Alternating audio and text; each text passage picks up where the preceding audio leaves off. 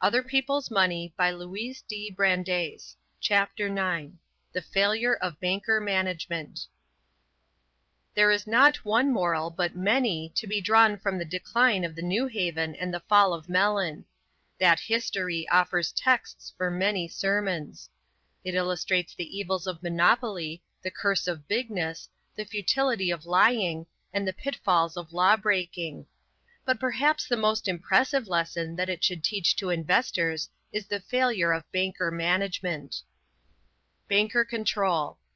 For years J.P. Morgan & Company were the fiscal agents of the New Haven.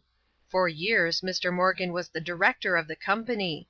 He gave to that property probably closer personal attention than to any other of his many interests.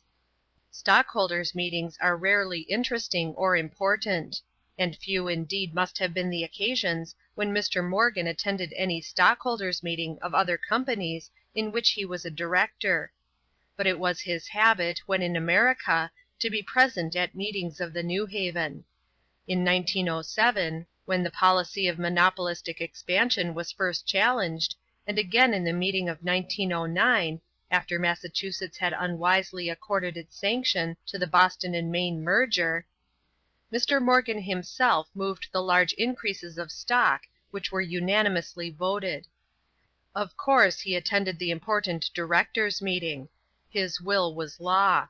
President Mellon indicated this in his statement before Interstate Commerce Commissioner Prudy while discussing the New York, Westchester and Boston, the railroad without a terminal in New York, which cost the New Haven $1,500,000 a mile to acquire, and was then costing it, in operating deficits and interest charges, $100,000 a month to run. I am in a very embarrassing position, Mr. Commissioner, regarding the New York, Westchester and Boston. I have never been enthusiastic or at all optimistic of its being a good investment for our company in the present or in the immediate future. But people in whom I had greater confidence than I have in myself thought it was wise and desirable. I yielded my judgment. Indeed, I don't know that it would have made much difference whether I yielded or not." The Banker's Responsibility. Bankers are credited with being a conservative force in the community. The tradition lingers that they are preeminently safe and sane. And yet the most grievous fault of this banker-managed railroad has been its financial recklessness, a fault that has already brought heavy losses to many thousands of small investors throughout New England, for whom bankers are supposed to be natural guardians. In a community where its railroad stocks have for generations been deemed absolutely safe investments, the passing of the New Haven and of the Boston and Maine dividends after an unbroken dividend record of generations comes as a disaster. This disaster is due mainly to enterprises outside the legitimate operations of these railroads, for no railroad company has equaled the New Haven in the quantity and extravagance of its outside enterprises. But it must be remembered that neither the president of the New Haven nor any other railroad manager could engage in such transactions without the sanction of the board of directors. It is the directors, not Mr. Mellon, who should bear the responsibility. Close scrutiny of the transactions discloses no justification. On the contrary, scrutiny serves only to make more clear the gravity of the errors committed. Not merely were recklessly extravagant acquisitions made in mad pursuit of monopoly, but the financial judgment, the financiering itself, was conspicuously bad. To pay for property several times what it is worth, to engage in grossly unwise enterprises, are errors of which no conservative directors should be found guilty. For perhaps the most important function of directors is to test the conclusions and curb by calm counsel the excessive zeal of too ambitious managers. But while we have no right to expect from bankers exceptionally good judgment in ordinary business matters, we do have a right to expect from them prudence, reasonably good financiering, and insistence upon straightforward accounting. And it is just the lack of these qualities in the New Haven management to which the severe criticism of the Interstate Commerce Commission is particularly directed. Commissioner Prudy calls attention to the vast increase of capitalization. During the 9 years beginning July 1, 1903, the capital of the New York, New Haven and Hartford Railroad Company itself increased from $93 million to about $417 million, excluding premiums. That fact alone would not convict the management of reckless financiering, but the fact that so little of the new capital was represented by stock might well raise a question as to its conservativeness. For the indebtedness, including guarantees, was increased over 20 times, from about $14 million to $300 million, while the stock outstanding in the hands of the public was not doubled, $80 million to $158 million. Still, in these days of large things, even such growth of corporate liabilities might be consistent with safe and sane management. But what can be said in defense of the financial judgment of the banker management under which these two railroads find themselves confronted in the fateful year 1913 with a most disquieting floating indebtedness? On March 31, the New Haven had outstanding $43 million in short-time notes. The Boston and Maine had then outstanding $24,500,000, which have been increased since to $27 million, and additional notes have been issued by several of its subsidiary lines. Mainly to meet its share of these loans, the New Haven, which before its great expansion could sell at par 3.5% bonds convertible into stock at $150 a share, was so eager to issue at par $67,500,000 of its 6% 20-year bonds convertible into stock as to agree to pay J.P. Morgan & Company a 2.5% underwriting commission. True, money was tight then, but is it not very bad financiering to be so unprepared for the tight money market which had long been expected? Indeed, the New Haven's management particularly ought to have avoided such an error, for it committed a similar one in the tight money market of 1907 to 1908, when it had to sell at par $39 million of its 6% 40-year bonds. These huge short-time borrowings of the system were not due to unexpected emergencies or to their monetary conditions. They were of gradual growth. On June 30, 1910, the two companies owed in short-term notes only $10,180,364. By June 30, 1911, the amount had grown to $30,759,959.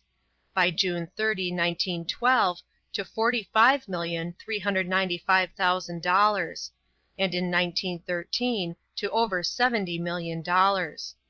Of course, the rate of interest on the loans increased also very largely, and these loans were incurred unnecessarily.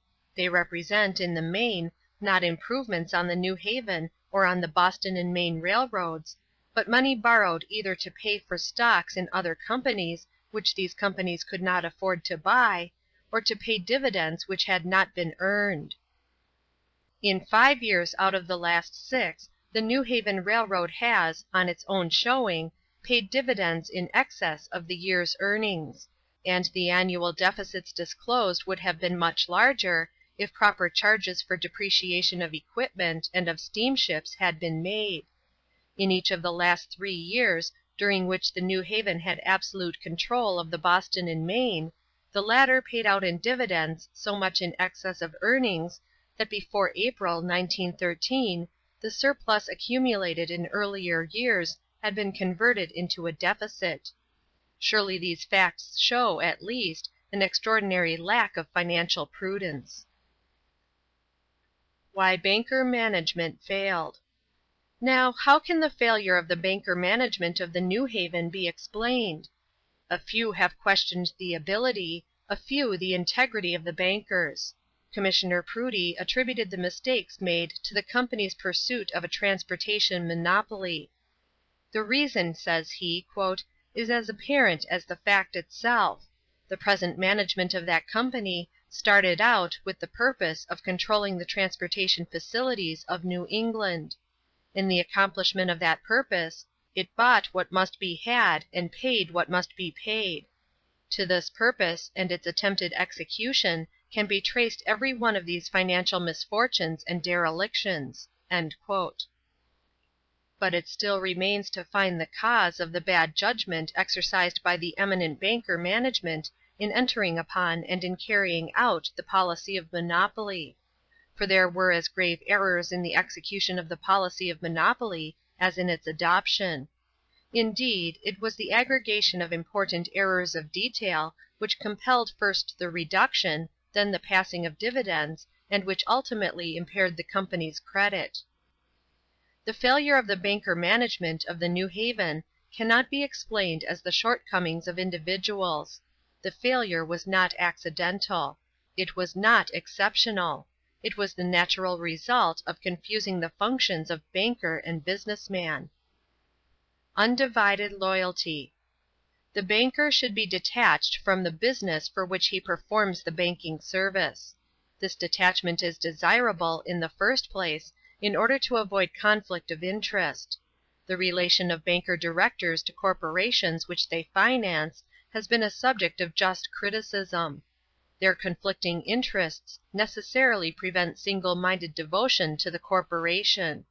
When a banker director of a railroad decides as railroad man that it shall issue securities, and then sells them to himself as banker, fixing the price at which they are to be taken, there is necessarily grave danger that the interests of the railroad may suffer both through issuing of securities which ought not to be issued, and from selling them at a price less favorable to the company than should have been obtained.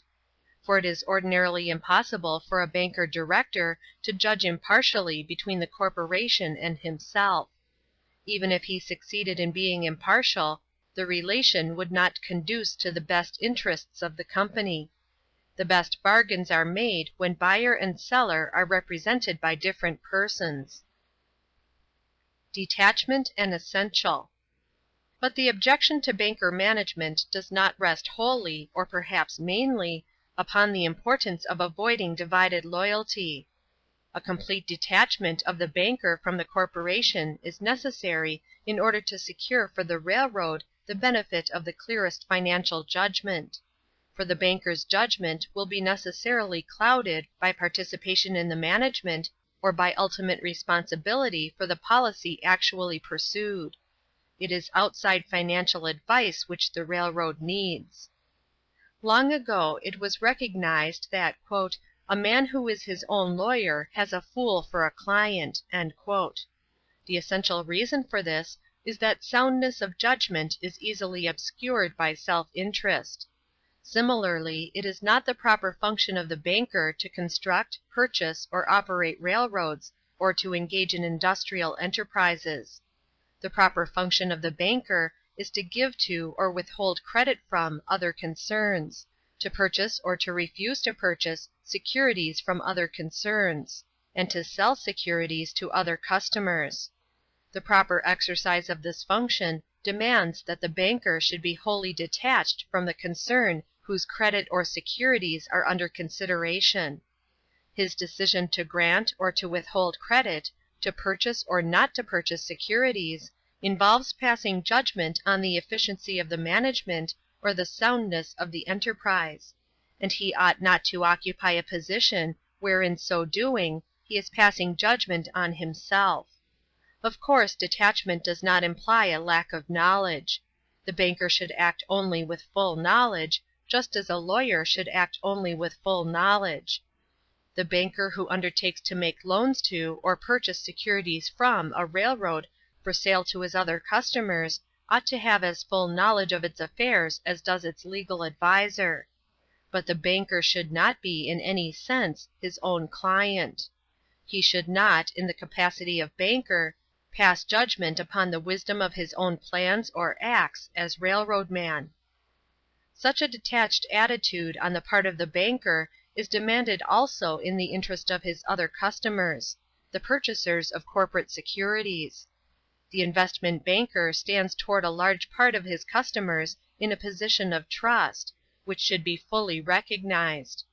The small investors, particularly the women, who who are holding an ever-increasing proportion of our corporate securities, commonly buy on the recommendation of their bankers. The small investors do not, and in most cases cannot, ascertain for themselves the facts on which to base a proper judgment as to the soundness of securities offered. And even if these investors were furnished with the facts, they lack the business experience essential to forming a proper judgment. Such investors need and are entitled to have the banker's advice, and obviously their unbiased advice. And the advice cannot be unbiased where the banker, as part of the corporation's management, has participated in the creation of the securities which are the subject of sale to the investor. Is it conceivable that the great house of Morgan would have aided in providing the New Haven with the hundreds of millions so unwisely expended, if its judgment had not been clouded by participation in the New Haven's management? End of chapter 9.